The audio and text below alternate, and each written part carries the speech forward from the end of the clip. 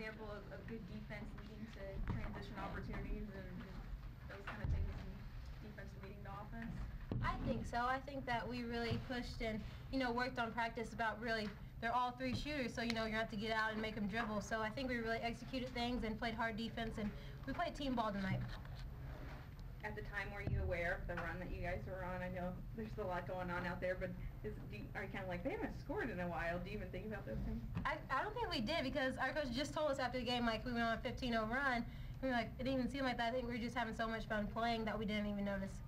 It was 20-0 to start the second half. Oh. I didn't even know that one. Over 7.5 minutes of the second half. Oh, well, I guess we were just on fire, but, we really played good today. We executed, and, we really played the style ball that we wanted to play. Talking with Lindsay, she mentioned this was kind of a statement game for you guys. Do you feel like you guys have made that big statement now in the Big 12?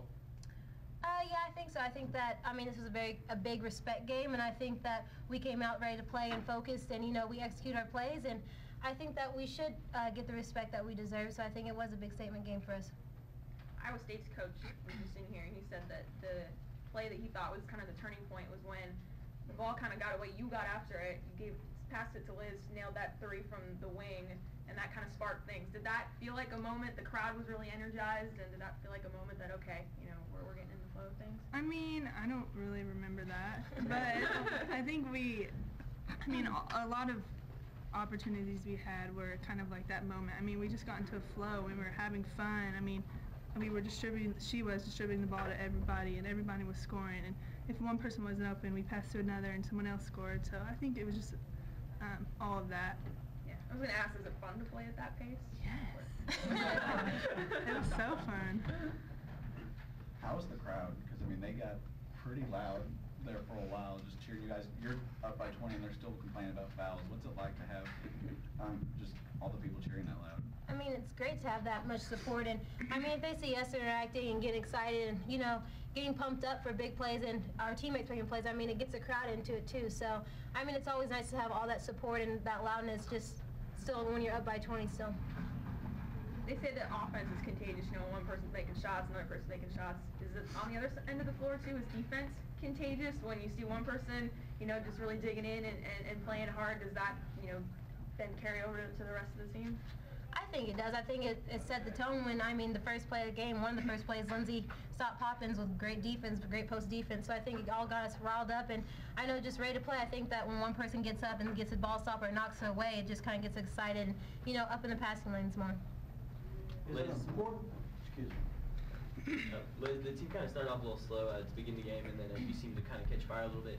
What can you attest to kind of getting those looks? You think it was more of a Tiffany's just court vision, kind of freeing everybody up? What do you think was getting you? Definitely. Someone has to guard. Sorry. People have to guard her. They have to stop her first, and then that gets the wings open.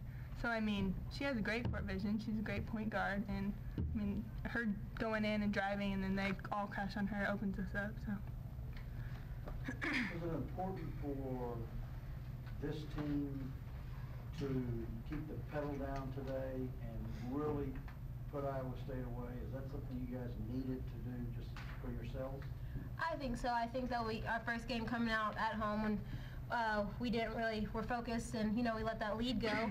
I think that we really regained our focus, learned to finish a game. I think that as our team, we're really maturing fast and we're really reading each other. And I think just keeping that intensity and that just the excitement and hype up. So I think we're doing a good job, and I think it showed today. Key part of that Texas Tech game too was Tony was in foul trouble, and that seemed to kind of slow you guys down.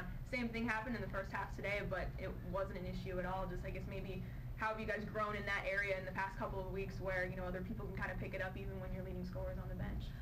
It's crazy when she goes in foul trouble, but at the same time our whole team can play and our whole team can score. So it's nice to, even if she does go down fouls, we have someone come on the bench that can just pick up her slack and still lead the team. So for Tony to go down, it's okay. We still have our whole team. Tiffany, on those transition plays, 3-on-2, 2-on-1, you seem to kind of facilitate more rather than just take it yourself and go up for it. Is that kind of what your plan is on those transition plays, kind of find your teammates more instead of yourself? I mean, I've just learned to, just as the years gone, just to grow and, you know, slow down. I have to go 100 miles per hour every second. So, I mean, if you just read more a little bit, and, I mean, you'll find better shots, so you don't take a wild shot, or, you know, sometimes I'm not all about points. So, I mean, I'm going to see a person open who's in front of me, so I'd rather have them get the easy layup. Anything else? Thanks, ladies. Thank you, guys.